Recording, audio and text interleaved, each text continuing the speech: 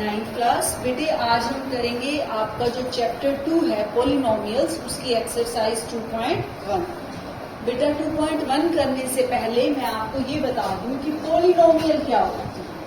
हमने कल भी किया था पॉलिनोमियल क्या होती है, फिर से आपको एक बार रिमाइंड करवा देती हूँ पॉलिनोमियल क्या होती है। पॉलिनोमियल को हिंदी में कहते हैं बहुपद, ठीक है। और पॉलिनोमियल में आपने पहले पढ़ा है होल नंबर कौन से होते हैं, नेचुरल नंबर कौन से होते हैं, याद है ना आपको। होल नंबर कौन से होते हैं? होल नंबर वो होते हैं जो 0 से स्टार्ट होते हैं, ठीक है। 0, 1, 2, 3, 4 जो भी आपकी काउंटिंग होती है 0 से स्टार्ट होकर। इसमें पॉइंटों वाले नंबर नहीं आते, बटे वाले नंबर नहीं आते, ठीक है। रूट वाले नहीं आते, स्क्वायर रूट वाले नंबर नहीं आते, माइनस वाले नहीं आते, ठीक है। आप बचपन में क्या सीखते हो? काउंटिंग सीखते हो ना बचपन में। कोई बात नहीं, एक बच्चा बोल सकता है बेटा, कोई दिक्कत नहीं है। बचपन में आप क्या सीखते हो सबसे पहले? काउंटिंग कहाँ से शुरू होती है? 1 से शुरू करते हो ना।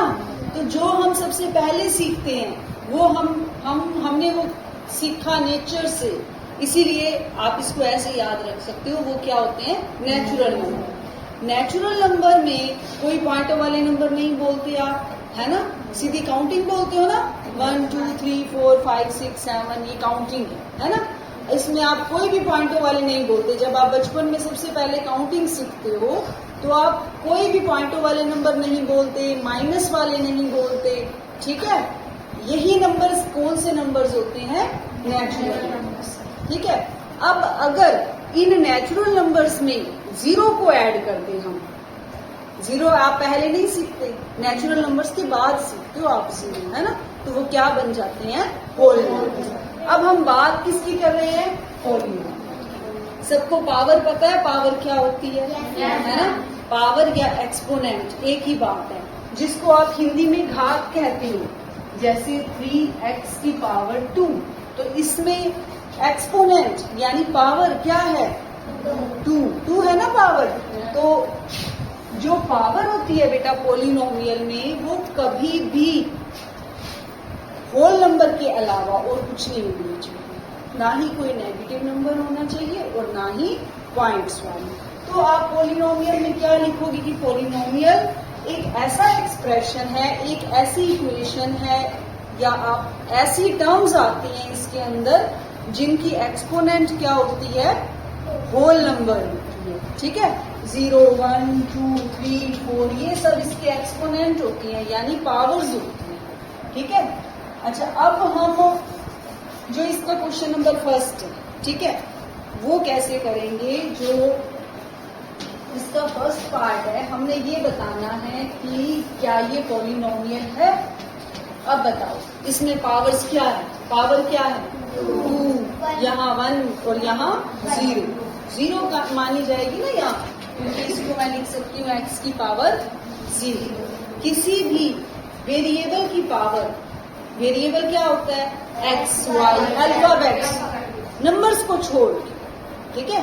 जो भी अल्फाबेट्स होंगे उनको हम क्या कह सकते हैं? वेरिएबल कह सकते हैं। बेटा जो वेरिएबल की पावर है वो हमारी होल नंबर होनी चाहिए। अब क्या इसमें होल नंबर है? सभी वेरिएबल की पावर होल नंबर है ना। तो ये क्या है? एक पॉलिनोमियल। ये पॉलिनोमियल है, ठीक है। अब ये कितने वेरिएबल में पॉलिनोमियल है?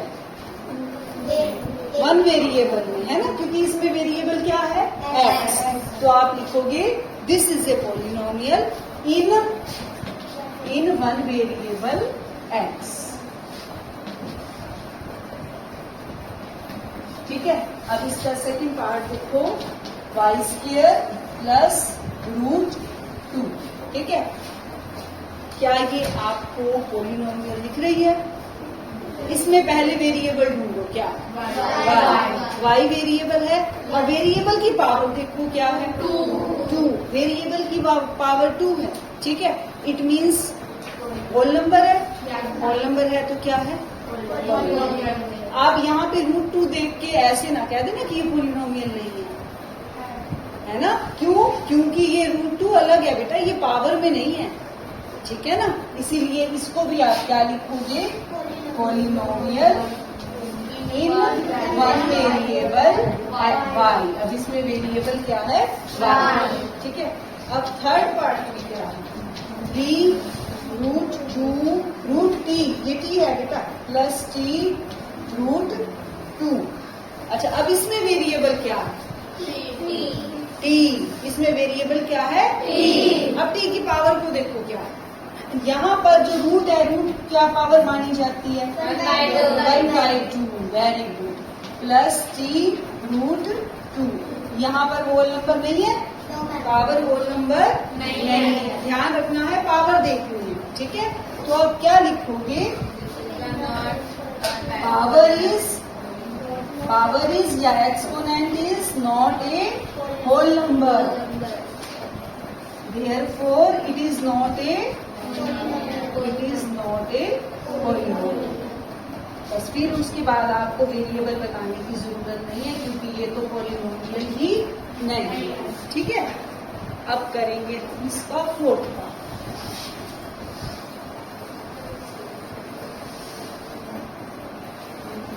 फोर्थ पार्ट में y प्लस 2y। ठीक है बेटा, अब इसमें वेरिएबल क्या है, y। तो पहले तो y को ऊपर ले लीजिए। ठीक है, सबसे पहले वेरिएबल को सेट करेंगे, प्लस 2y की पावर 1 है, नीचे ऊपर जाके -1 हो जाएगी। अब देखो, यहाँ पर पावर 1, यहाँ पर पावर -1।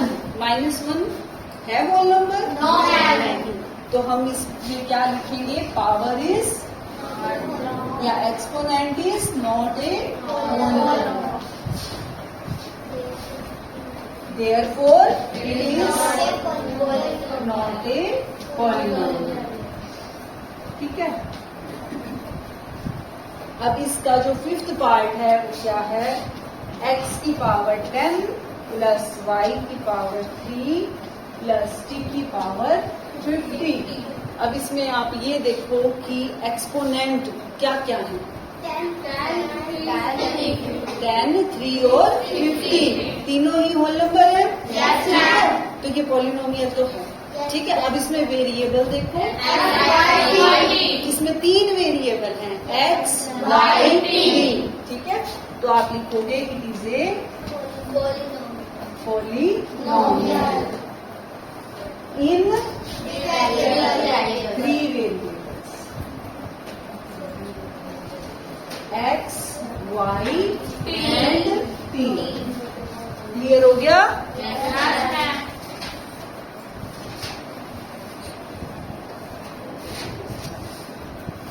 हाँ जी बेटा, सेकंड क्वेश्चन में हमने कोफिशिएंट बताना है, और किसका कोफिशिएंट बताना है, एक्स स्क्वायर। देखो, फर्स्ट पार्ट है हमारे पास 2 plus x square plus x. पहले तो कोफिशिएंट का मीनिंग समझो क्या। कोफिशिएंट होता है जो मल्टीप्लाई हो रहा होता है वेरिएबल के साथ। ठीक है, जो भी टर्म या जो भी नंबर मल्टीप्लाई हो रहा होता है वेरिएबल के साथ, और वेरिएबल आपने कौन सा देखना, जो हमसे पूछा जाएगा। अब हमारे से किसका वेरिएबल, कौन सा वेरिएबल देखना है हमने, एक्स स्क्वायर। ठीक है, तो इसमें टर्म एक्स स्क्वायर वाली कहाँ है, ये रही। इसमें एक्स स्क्वायर के साथ क्या मल्टीप्लाई, 1। एक्स स्क्वायर के साथ क्या मल्टीप्लाई हो रहा है, 1। हमने प्लस में नहीं देखना, ये तो प्लस हो रहा है ना 2, तो ये नहीं देखना। अब एक्स स्क्वायर के साथ यहाँ पर क्या लिखा जाएगा, ठीक है, तो हमारा यहाँ आप लिखोगे coefficient of x square is 1। Clear हो गया, इजी है ना ये तो। अब इसमें सेकंड पार्ट, तो 2 minus x square plus x cube. इसमें एक्स स्क्वायर के साथ क्या मल्टीप्लाई होगा, 1 है और साइन भी है बेटा, ये माइनस। ठीक है, हम प्लस नहीं बोलते होते, लेकिन माइनस जरूर बोलना होता है। तो हमारा यहाँ coefficient of x square is क्या है, माइनस। ठीक है, माइनस का ध्यान रखना, क्योंकि बेटा ये ऑप्शन वाले क्वेश्चन आते हैं ये क्वेश्चन जो है मल्टीपल चॉइस वाले होते हैं, 4 ऑप्शन आएंगे आपके पास, 1 भी होगा उसमें, -1 भी होगा, ठीक है ना। तो ध्यान रखना, आप 1 कर दोगे तो गलत हो जाएगा आपका क्वेश्चन। π/2 x² plus x। हाँ, अब बताओ बेटा, x² के साथ इसमें क्या मल्टीप्लाई, π/2। तो यहाँ कोफिशिएंट ऑफ x² क्या है, π/2। अब फोर्थ पार्ट है √2x - 1, ठीक है। इसमें x² वाली टर्म है, लेकिन हमें लेके आनी पड़ेगी क्योंकि हमने क्या बताना है उसका कोफिशिएंट। तो सबसे पहले हम x² की ही लिख देते हैं उसके साथ। अगर मैं इस रकम को ऐसे लिख दूं 0 + 2x - 1, क्या फर्क पड़ेगा? हम 0 को कहीं भी ऐड कर सकते हैं ना। 10 में 0 ऐड करोगे तो क्या होगा, 10 ही रहेगा वो। इसका मतलब 0 को हम किसी भी संख्या में या किसी भी वेरिएबल में जोड़ें तो उस पर कोई फर्क नहीं पड़ता, ठीक है। तो मैंने इस संख्या में 0 को ऐड कर दिया। अब क्या मैं 0 को x² के साथ मल्टीप्लाई कर सकती हूँ? क्या इस रकम में कोई फर्क पड़ा? x² मल्टीप्लाई 0 तो 0 ही रहेगा, है ना। अब इसमें देखो x² का कोफिशिएंट क्या है, x² का कोफिशिएंट क्या है इसमें, 0, ठीक है। तो आप लिखोगे कोफिशिएंट ऑफ x² इज 0, ठीक है। अब यहाँ तो मैंने आपको लिख के बताया, वैसे अगर आपके पास टर्म नहीं है तो भी आप कह सकते हो यहाँ कोफिशिएंट क्या है, 0, ठीक है।